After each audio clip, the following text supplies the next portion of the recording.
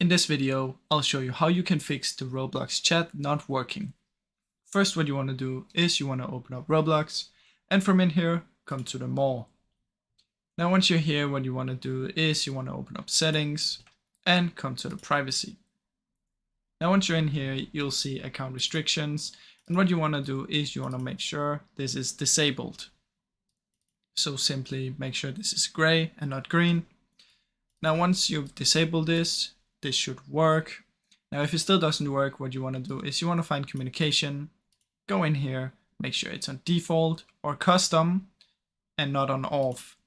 If you choose custom, you want to make sure that these are correct. So you choose friends or everyone instead of no one.